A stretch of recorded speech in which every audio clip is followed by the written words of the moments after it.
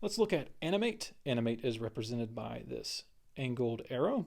And this particular card, when it's active, it can animate to do some things. To animate a card, it must be in ready position, and then you can turn it to exhausted position to activate the given effect. Now, you cannot animate a card when it has already used a movement for the turn. So for example, if the card has moved, that uses a movement, so then the card cannot animate. Also, if the card has oriented for the turn. So let's say the card at any particular point was already horizontal, then I would use an orientation movement to get it into position.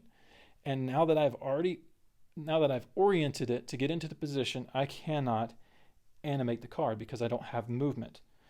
Also, though Animate does not use is not considered a move, so keep that in mind. Animating a card is not moving the card.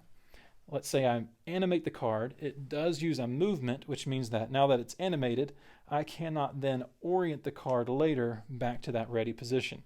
Once it's animated, it is stuck in that position, unless it later becomes made ready again. Then you could animate the card again because it's not technically using a movement.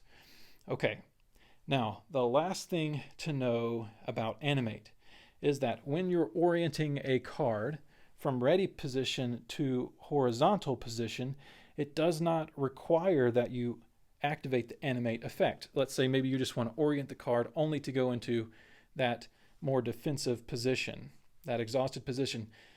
You don't have to activate the animated effect. It is optional.